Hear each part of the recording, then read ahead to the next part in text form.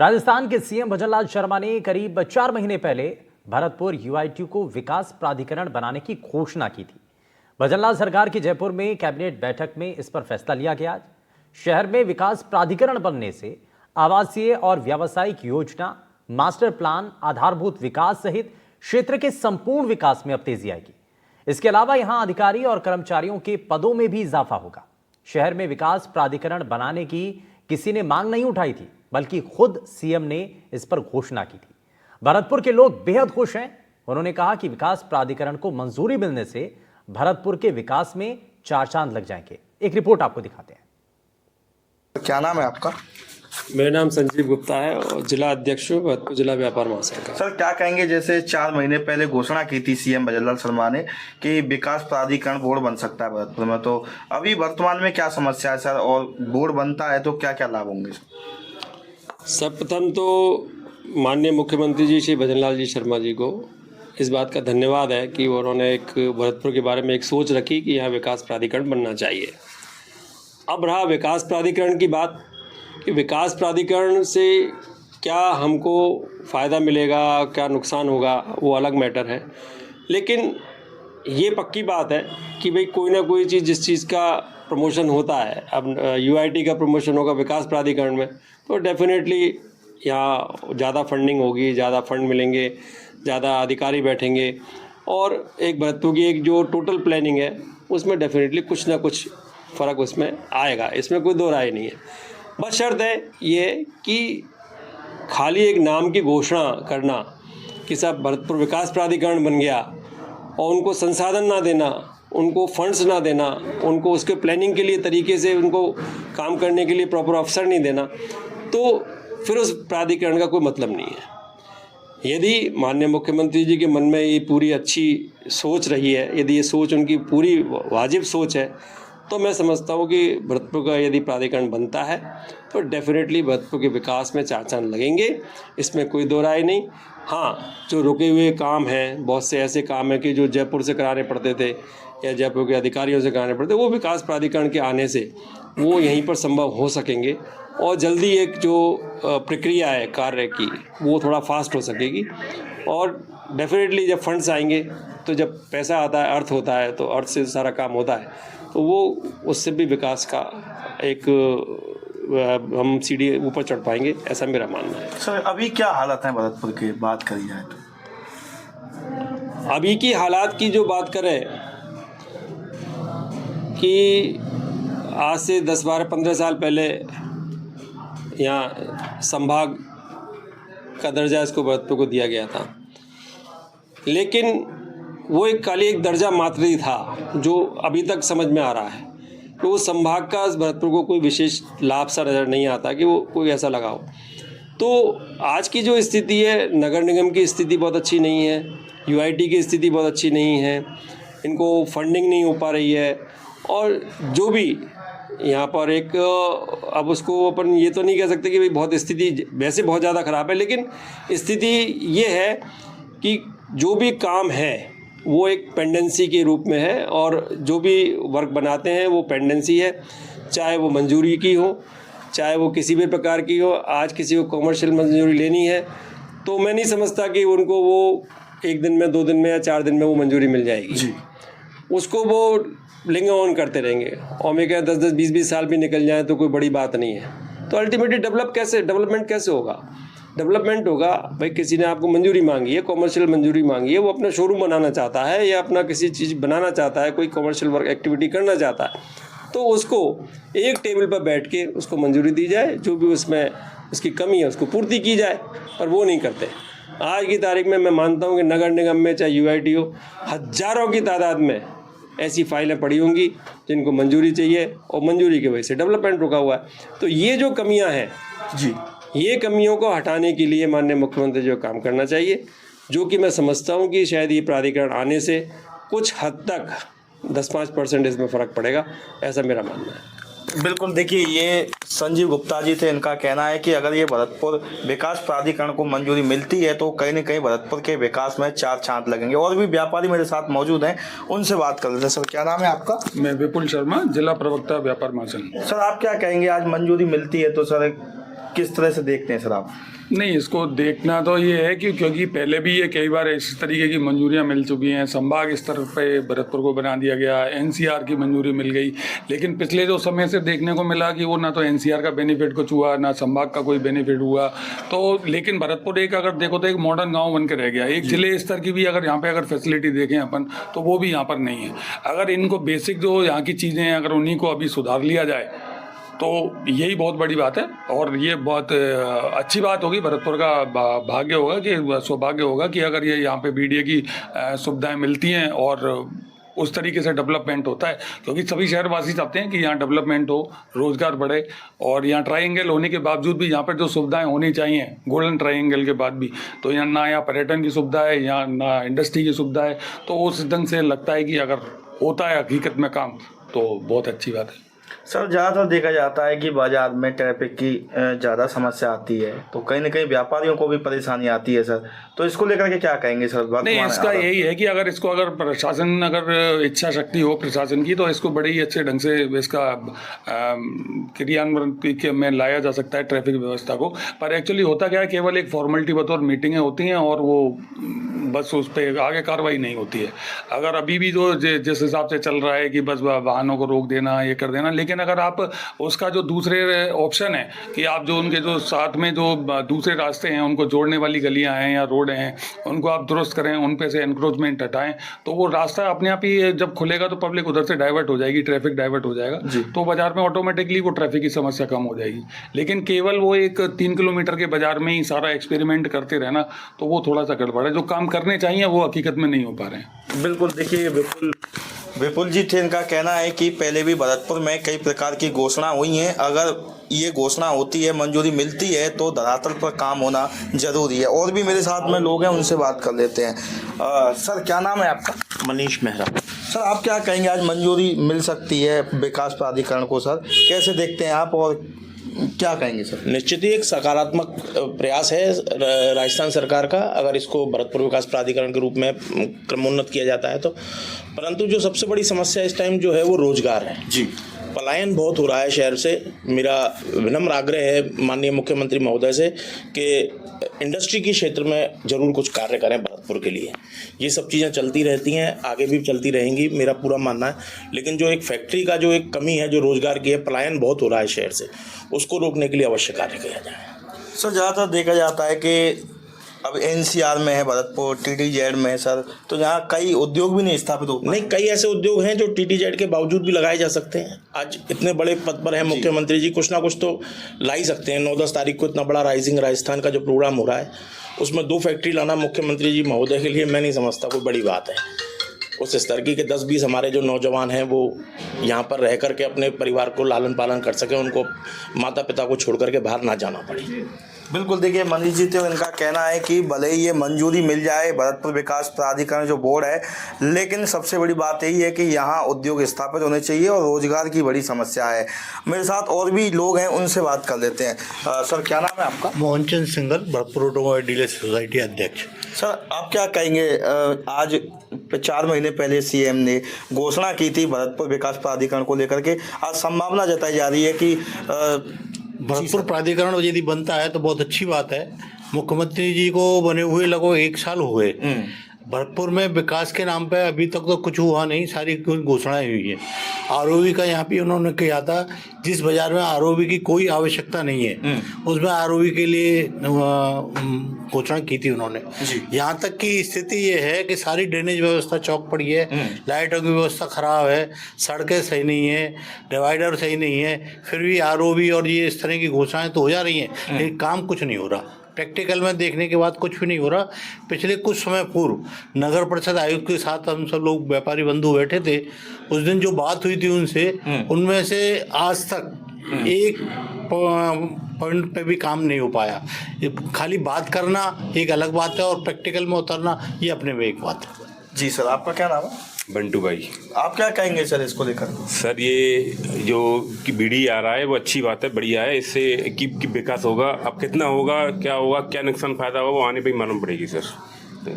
बिल्कुल, देखिए ये भरतपुर के व्यापारी थे, इनका कहना है कि अगर भरतपुर विकास प्राधिकरण को मंजूरी मिलती है तो अच्छी बात है, भरतपुर के विकास में चार चांद लगेंगे। लेकिन सबसे बड़ी बात यही है कि पहले भी यहाँ इस प्रकार की यूआईटीओ या नगर निगमों घोषणा हो चुकी हैं, लेकिन उस तरह से यहाँ काम नहीं देखे गए हैं। भरतपुर विकास प्राधिकरण को आज मंजूरी मिल सकती है। मेरे साथ में स्थानीय लोग हैं, उनसे बात कर लेते हैं। भरतपुर को क्या लाभ होने वाला है इससे? सर, क्या नाम है आपका? मैं इंद्रजीत भारद्वाज, पूर्व नेता प्रतिपक्ष नगर निगम भरतपुर। जहां भरतपुर विकास प्राधिकरण की जो चर्चाएं चल रही हैं, आज राजस्थान सरकार इसे स्वीकृति देने वाली है। सबसे बड़ी बात यह है कि भरतपुर विकास प्राधिकरण बनना भरतपुर के लिए तो अच्छा तो है, कहीं ऐसा नहीं होगा भरतपुर नगर निगम का नाम रख दिया और उसके बाद फंड के लिए नगर निगम इधर उधर चक्कर काट रही है। तो जो इंतजार भरतपुर के लोगों को है और वही इंतजार बीकानेरियंस को भी है। उम्मीदें हैं बीकानेरियंस को कि जब राज्य के बजट में प्रदेश के तीसरे बड़े शहर बीकानेर को विकास प्राधिकरण मिलने की बात कही गई थी। दरअसल प्रदेश के पिछले बजट में बीकानेरियंस को भजनलाल सरकार की तरफ से बीकानेर विकास प्राधिकरण का शानदार तोहफा दिया गया, जिसका बीकानेर के लोगों ने खूब स्वागत भी किया। बीकानेर के लोगों की लंबे समय से मांग थी कि उनके यहां पर विकास प्राधिकरण बनाया जाए। वक्त के बदलाव से बीकानेर बहुत बड़ा शहर हो गया और यहाँ की आबादी के कई गुना बढ़ जाने से कई किलोमीटर तक ये शहर फैल गया। लेकिन यूआईटी की सीमाओं के चलते शहर आधुनिकता की दौड़ में काफी पिछड़ गया।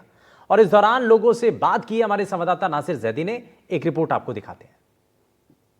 लंबे इंतजार के बाद बीकानेर को आखिरकार बीकानेर डेवलपमेंट अथॉरिटी का तोहफा मिल ही गया है।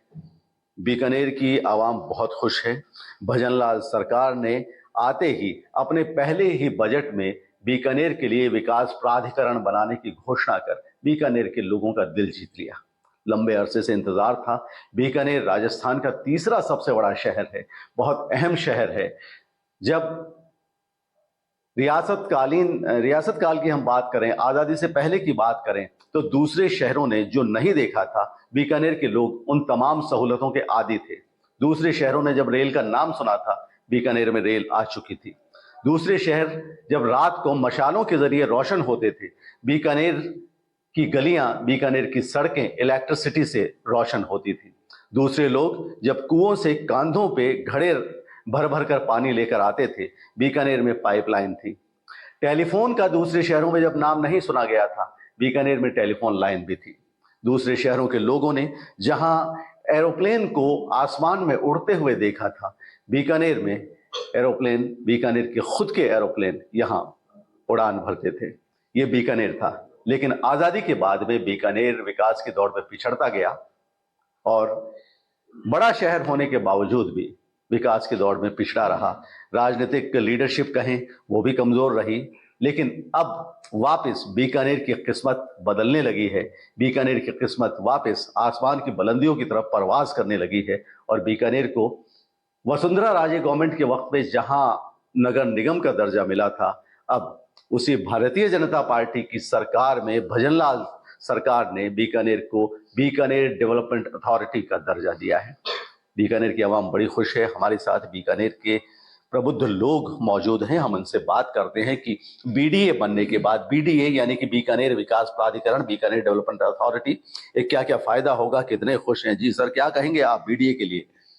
मैं और पूरा बीकानेर शहर बहुत ही हर्षित है कि बीडीए, अगर बीकानेर बीडीए बनता है, और भजनलाल सरकार का बहुत बहुत धन्यवाद ज्ञापित करते हैं हम लोग। बीडीए बनने से हमारा विकास, जो बीकानेर नगर का विकास है, वो बहुत तेजी से बढ़ेगा। इसमें जो हमारे को एरोप्लेन की सुविधा मिली हुई है, वो उसमें भी विकास होगा। उसमें जगह जगह से कनेक्टिविटी मिलेगी हमें, और इसमें साथ साथ हमारा जो बिजनेस का जो एरिया है, वो दायरा जो है वो बढ़ेगा। और हमारा जो यहाँ का जो रहने का और जो सुविधाएं हमारे को जो लोकल नागरिक को मिलती हैं और जो मिलनी चाहिए, उसमें भी इजाफा होगा। तो एक बार मैं फिर पुनः धन्यवाद ज्ञापित करता हूँ हमारे राजस्थान सरकार का कि उन्होंने ये निर्णय लेने की हिमाकत की, और बहुत बहुत आभार धन्यवाद जी। शुक्रिया आपका। जी आप क्या कहेंगे? आप राजेश गोयल हैं और बीकानेर के जाने माने होटल व्यवसायी हैं। इनका ये कहना है कि बीकानेर के विकास को पंख लगेंगे। सीनियर जर्नलिस्ट बिस्सा जी, विजय नारायण बिस्सा हमारे साथ मौजूद हैं। इन्होंने बहुत करीब से बीकानेर को स्टडी किया है और हम बात करते हैं बीडीए बनने से क्या फायदा होगा। बिस्सा जी, देखिए, शहर के विकास के लिए इस प्रकार के प्राधिकरण होना जरूरी है, लेकिन शहर का इतिहास यह भी बताता है कि नगर निगम जिस प्रकार 2008 में बना तो उसका फायदा कुछ नहीं मिला। आज शहर के हालातों को आप देख सकते हैं, सफाई की क्या व्यवस्था है, सिस्टम का क्या व्यवस्था है।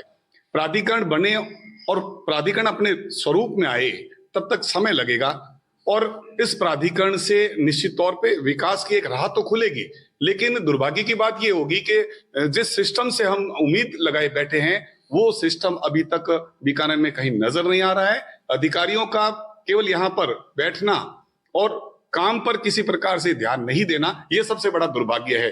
राजनेताओं को, हमारे सरकारों को ये जरूर ध्यान देना होगा कि जिस प्रकार से यहाँ डेवलपमेंट हो रहा है वो डेवलपमेंट धरातल पर कितना काम कर रहा है, कितना उसका असर दिखाई दे रहा है, सबसे बड़ी बात यह होगी। वरना घोषणाएं और सूरसागर के हालात ये सब आपसे छिपे हुए नहीं है। ये एक राजनीतिक स्टंट के जरिए हैं। हर चुनाव में किसी न किसी प्रकार की घोषणाएं होती है, उसके नोटिफिकेशन भी जारी होते हैं, लेकिन धरातल पर अगर बात करें तो वो बिल्कुल नदारत से नजर आते हैं। तो मेरा तो ये मानना है कि निश्चित तौर पर विकास प्राधिकरण शहर के विकास के लिए तो अच्छा है, लेकिन यहाँ के सिस्टम को ये बात समझनी पड़ेगी, यहाँ के राजनेताओं को ये बात समझनी पड़ेगी कि जिस प्रकार के प्राधिकरण की हम उम्मीद लगाए बैठे हैं उस उम्मीद पे हमारा प्राधिकरण खरा भी उतरे। बहुत बहुत शुक्रिया। सीनियर जर्नलिस्ट जयनारायण बिस्सा का ये कहना है कि घोषणाएं होना अलग बात है, नोटिफिकेशन जारी होना अलग बात है, लेकिन उन्हें धरातल पर लाना जरूरी है। सिर्फ घोषणाओं से या नोटिफिकेशन से काम नहीं चलेगा। बहुत बहुत शुक्रिया बिस्सा जी आपका। जी आप क्या कहेंगे? बीडीए बनने जा रहा है बीकानेर। बीडीए बनने जा रहा है बीकानेर शहर के लिए बहुत ही बढ़िया बात है कि राजस्थान सरकार ने बीकानेर विकास प्राधिकरण बनाया, जिससे बीकानेर के शहर के लोगों को बहुत सी सुविधाएं प्राप्त होंगी। बहुत खुश है बीकानेर की आवाम। उत्कर्ष केराड़ू का कहना है कि बहुत सी सुविधाएं मिलेगी। बहुत अच्छा फैसला है भजनलाल सरकार का। सर आप क्या कहेंगे? बीडीए बनने जा रहा है बीकानेर। बीडीए बनने से ये फायदा है कि जहाँ भी, मैं तो स्पोर्ट्समैन हूँ तो स्पोर्ट्समैन की बात करूंगा कि यहाँ खेल के मैदान नहीं है। जैसे अभी साधुल स्कूल में धरना देख के बैठे, उनका कुछ हो ही नहीं रहा है। नहीं, बीडीए बनने के बाद क्या होगा? कितना बीडीए बनने के बाद तो देखते हैं क्या क्या होता है। अब भजनलाल शर्मा ने कहा है तो क्या उम्मीद रख सकते हैं? रेल समस्या है एक तो सबसे बड़ी, ये अगर हो जाए तो बहुत ही बढ़िया बात है। और भी समस्या है, जैसे सड़कें हैं, ये जहाँ जाते हैं खड्डे ही खड्डे पड़े हैं, कोई सुनने वाला नहीं है। अगर किसी के पास जाते हैं तो सुनते जरूर है, लेकिन अमल नहीं हो रहा है उसके ऊपर किसी चीज का। अगर भजनलाल जी शर्मा ने अपने राजस्थान सरकार ने बीकानेर के लिए दिया है तोहफा, तो हम सोचते हैं कि आगे विकास हो। और जहाँ ये जैसे बीकानेर के एमएलए एमपी साहब है, ये मिलकर अगर कोई प्रोग्रेस करते हैं तो बहुत ही बढ़िया बात है बीकानेर के लिए। नाम बताएं। नारायण दास पुरोहित, जिला बैडमिंटन सचिव। आप क्या कहेंगे बीडीए के लिए? बीडीए के लिए मैं ये कहूँगा सबसे ज़्यादा कि मैं अभी अहमदाबाद रहता हूँ, तो वहाँ हम लोग बस वहाँ से बात करते हैं कि अहमदाबाद से शुरू से डायरेक्ट फ्लाइट एक भी नहीं बीकानेर के लिए।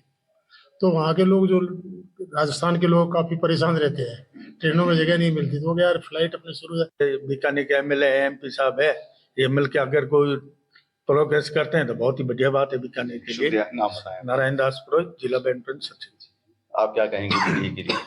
बीडीए के लिए मैं ये कहूँगा सबसे ज़्यादा कि मैं अभी अहमदाबाद रहता हूँ, तो वहाँ हम लोग बस वहाँ से बात करते हैं कि अहमदाबाद से शुरू से डायरेक्ट फ्लाइट एक भी नहीं बीकानेर के लिए।